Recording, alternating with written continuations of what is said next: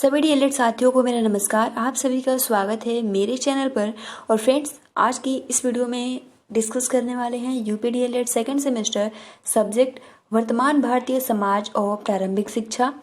और फ्रेंड्स, आप सभी को हम बता दें कि जितने भी प्रश्न आज के इस वीडियो में हम डिस्कस करेंगे शांति के नोट्स से डिस्कस करेंगे। और देखिए फ्रेंड्स, हम आप सभी को पवन सीरीज हो गया, राजन सीरीज हो गया, इन सभी सीरीजों से क्वेश्चन आंसर कराने वाले हैं। ठीक है, शांति के नोट से भी तैयारी बहुत ही अच्छे कर सकते हो। इसके पहले हमने बहुविकल्पीय प्रश्न, अति लघु डिस्कस किए हैं, बट आज लघुत्तरीय प्रश्न डिस्कस कर रहे हैं। तो चलिए फ्रेंड्स, शुरू करते हैं। वीडियो को अभी तक आपने लाइक नहीं किया है तो प्लीज़ गाइस लाइक कर सकते हो और अपने फ्रेंड्स मित्रों को शेयर कर सकते हो। और अगर आपको बहुविकल्पीय प्रश्न, अति लघु ये जितने भी देखने हैं तो आपको सिंपल कमेंट्स बॉक्स में वीडियोज़ मिल जाएंगे, आप वहाँ से जाकर देख सकते हो जितने भी सब्जेक्ट हैं। तो चलिए शुरू करते हैं, जिसमें सबसे पहला जो प्रश्न है कि शिक्षा की संकल्पना से आपका क्या अभिप्राय है। तो शिक्षा की संकल्पना का जो परिभाषा होता है कि साधारणतः शिक्षा का अर्थ सामान्यतः विद्यालय में प्राप्त अध्ययन की जाने वाली शिक्षा से मतलब जुड़ा हुआ है। किसी व्यक्ति विशेष ने किस कक्षा तक शिक्षा प्राप्त की है, इस प्रकार का प्रश्न व्यक्ति की शैक्षिक क्षमता को जानने के लिए पूछ ही लिया जाता है। शिक्षा का साधारण बोलचाल की भाषा में अर्थ होता है सीखना। तो सबसे महत्वपूर्ण ये लाइन है। अगर शिक्षा, क्योंकि ये बहुत ज़्यादा दिया है, इसको आप किस तरीके से लिखेंगे ये भी आप सभी को हम बताएंगे। फिर देखिए नेक्स्ट पॉइंट कहता है कि यदि हम किसी ज्ञान को सीखते हैं तो उसे शिक्षा माना जाता है। और शिक्षा के अध्ययन का क्रम विद्यालय में कक्षा दर कक्षा तो चलता ही है, साथ ही हम जीवन पर्यंत कदम दर कदम भी सीखते हैं। व्यक्ति यदि चाहे तो प्रत्येक क्रियाकलाप तथा तथ्य या घटना से शिक्षा ग्रहण कर सकता है। शिक्षा एक ऐसी प्रक्रिया है जो जीवन भर पूर्ण नहीं होती है। व्यक्ति जन्म से लेकर मरण तक शिक्षण प्रक्रिया चलती रहती है। तो आई होप कि आपको बहुत ही आसानी के साथ समझ में आ गया होगा। पहला प्रश्न, वर्तमान भारतीय समाज का जो पहला प्रश्न है, शिक्षा की संकल्पना, बहुत इजी है और आसानी के साथ याद हो सकता है। शिक्षा की संकल्पना का जो सिंपल अगर हम कहें कि शिक्षा का, यहाँ से पहला पॉइंट आप सभी का रहेगा कि शिक्षा का साधारण बोलचाल की भाषा में अर्थ जो होता है वो होता है सीखना। यदि हम किसी ज्ञान को सीखते हैं उसे ही हम शिक्षा मानते हैं। और शिक्षा का अध्ययन क्रम विद्यालय में कक्षा दर कक्षा तो चलता ही है, साथ में जीवन भर ये कुछ न कुछ हमें सीखने को मिलता है। तो इस तरीके से आप लिख सकते हो, व्यक्ति जन्म से लेकर मरण तक शिक्षण प्रक्रिया चलती रहती है। तो बस ये 3 लाइन आप सभी को बहुत ही आसानी के साथ याद हो सकता है। ठीक है, शिक्षा का साधारण बोलचाल की भाषा में अर्थ होता है सीखना। दूसरा पॉइंट, यदि हम किसी ज्ञान को सीखते हैं उसे शिक्षा माना जाता है। शिक्षा का अध्ययन क्रम विद्यालय से कक्षा दर कक्षा होता है और साथ ही जीवन पर्यंत कदम दर कदम कुछ न कुछ हम सीखते हैं। और जो आप कह सकते हो व्यक्ति जन्म से लेकर मरण तक ये शिक्षण प्रक्रिया चलती रहती है। यही शिक्षा की संकल्पना का अर्थ या परिभाषा हो जाता है। अगला जो प्रश्न है कि शिक्षा का व्यापक तथा वास्तविक अर्थ समझाइए। तो हमने शिक्षा का व्यापक अर्थ हो गया, संकुचित अर्थ हो गया, कई बार डिस्कस किया है, आई होप कि आपको याद भी होंगे। तो शिक्षा का व्यापक तथा वास्तविक अर्थ जो हो जाता है, शिक्षा शब्द से यह दृष्टिगोचर होता है कि यह एक व्यापक प्रक्रिया है, जन्म से लेकर मृत्यु पर्यंत चलने वाली प्रक्रिया है। हम प्रतिक्षण नवीन अनुभव प्राप्त करते हैं, अनुभव प्राप्त करना ही शिक्षा है। इस व्यापक अर्थ में 2 तत्व शामिल हैं, व्यक्ति की व्यक्तिकता व समाज।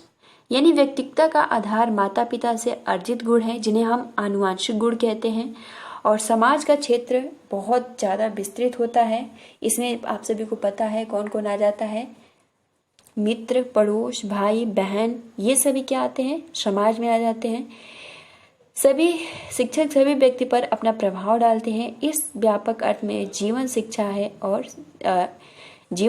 है और शिक्षा ही जीवन है।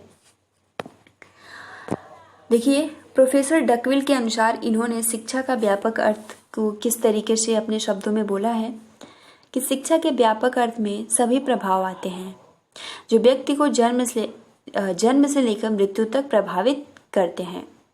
तो ये प्रोफेसर डकविल या डम्यूल कहीं कहीं रहता है, तो आप इसको याद कर सकते हो। बहुत ही महत्वपूर्ण स्टेटमेंट है कि शिक्षा के व्यापक अर्थ में सभी प्रभाव आते हैं जो व्यक्ति को जन्म से लेकर मृत्यु तक क्या करते हैं, प्रभावित करते हैं। शिक्षा का वास्तविक अर्थ क्या है? अभी हमने शिक्षा का व्यापक अर्थ देखा, लेकिन अब हम ये जानने का प्रयास करेंगे कि शिक्षा का वास्तविक अर्थ आखिर क्या होता है।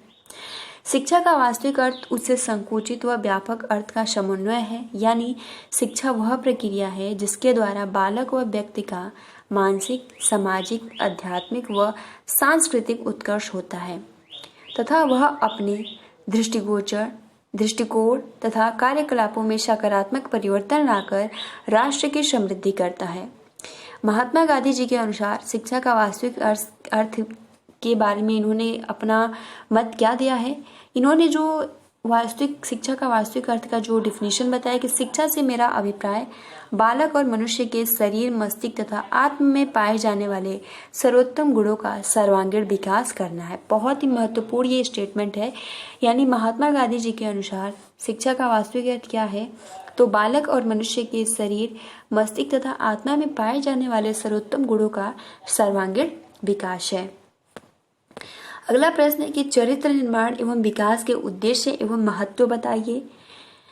तो देखिए फ्रेंड्स, ये भी मैं आप सभी को बता दूं कि पॉइंट टू पॉइंट कितना आप सभी को लिखना है, क्योंकि ये सबसे जरूरी है, ताकि आप सभी को, जैसे उसमें हमने देखा शिक्षा का संकल्पना, तो बहुत ही आसानी के साथ आप लिख सकते हो। अब शिक्षा का व्यापक तथा वास्तविक अर्थ आप किस तरीके से लिखेंगे? तो शिक्षा का व्यापक अर्थ आप लिख सकते हो कि शिक्षा शब्द से यही दृष्टिगोचर होता है कि यह एक व्यापक प्रक्रिया है।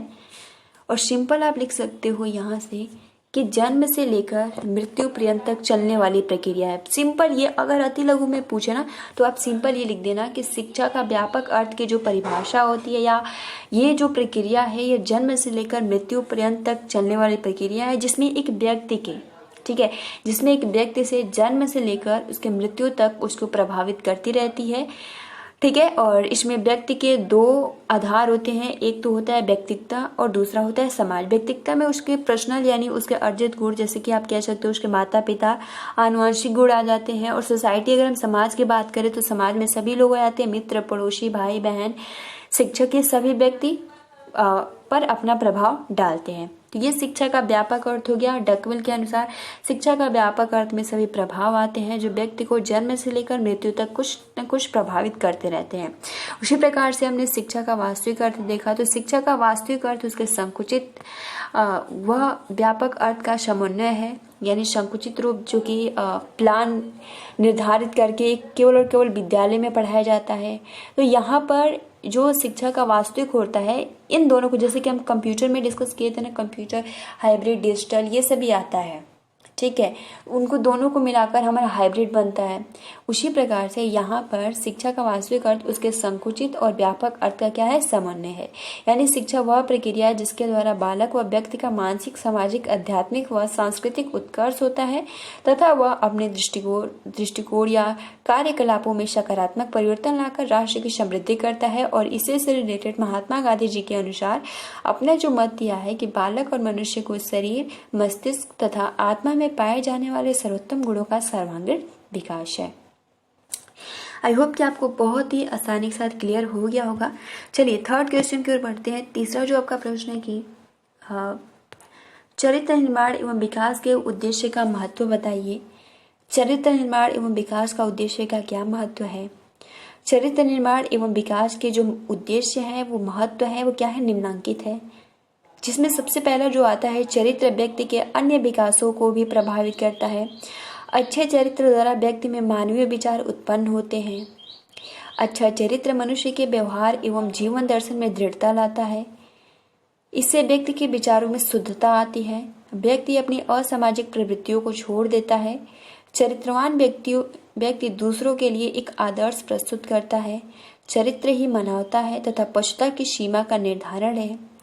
चरित्रवान व्यक्ति को सभी के द्वारा सम्मानित किया जाता है तथा चरित्रहीन व्यक्ति समाज तथा देश के मस्तक पर कलंक होता है।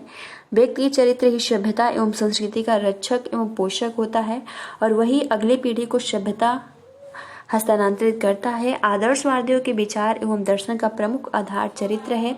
यदि आदर्शवाद शिक्षा में चरित्र को अलग कर देता है तो उसमें कुछ भी शेष नहीं रह जाता।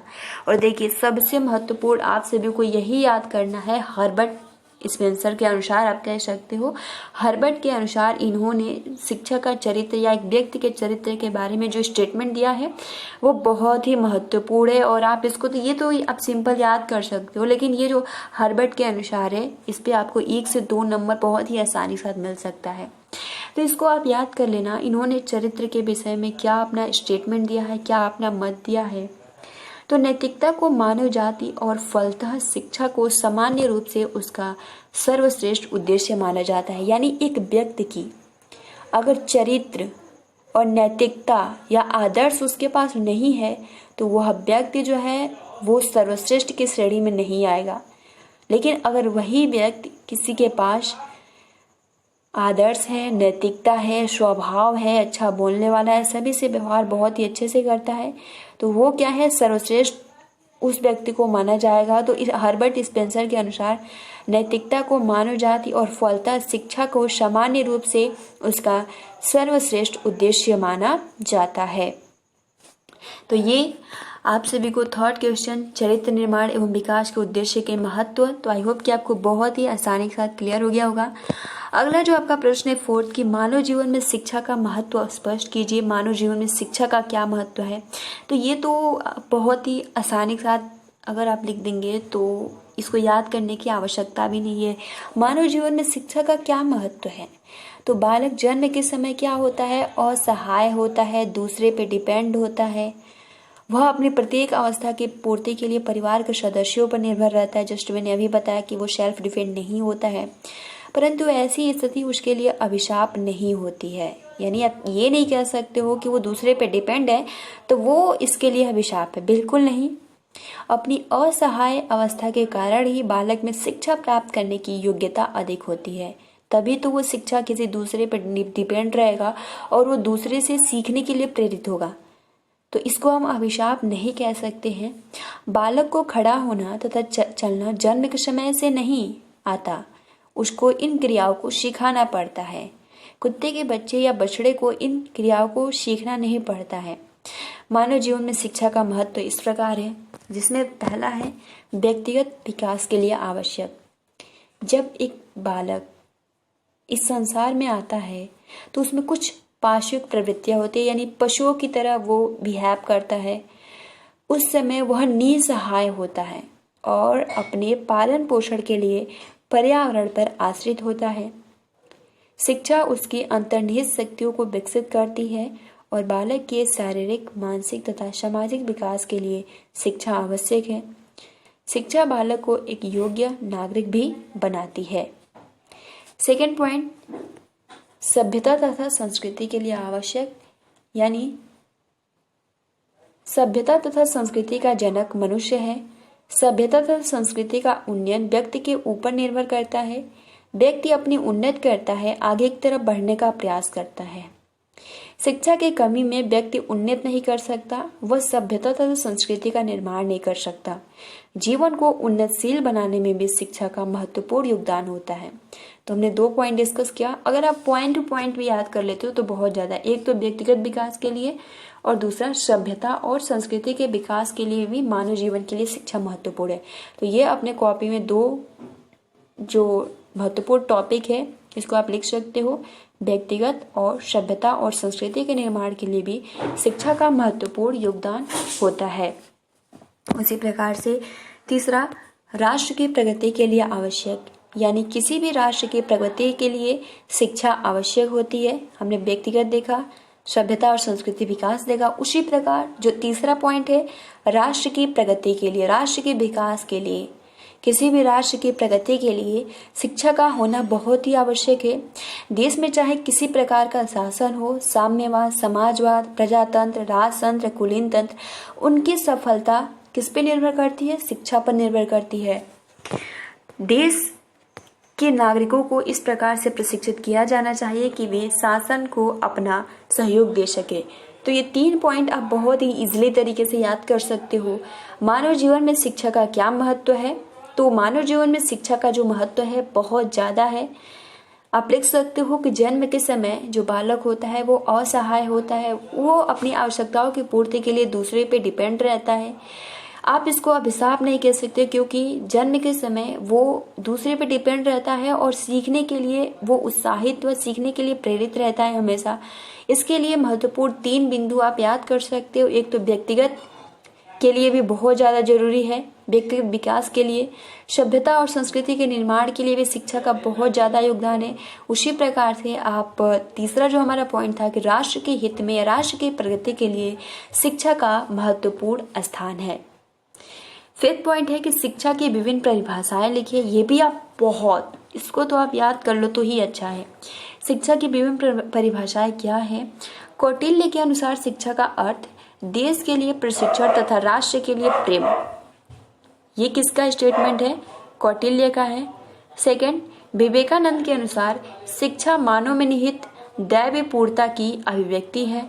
टैगोर के अनुसार उच्चतम शिक्षा वह है जो संपूर्ण सृष्टि से हमारे जीवन का सामंजस्य स्थापित करती है। सुकरात के अनुसार शिक्षा का अर्थ संसार में सर्वमान विचारों को, जो कि प्रत्येक मनुष्य के मस्तिष्क स्वभावतः निहित होते हैं, प्रकाश में लाना है। अरस्तु के अनुसार शिक्षा स्वस्थ शरीर में स्वस्थ मस्तिष्क का ही निर्माण है। स्पेंसर के अनुसार शिक्षा पूर्ण जीवन है।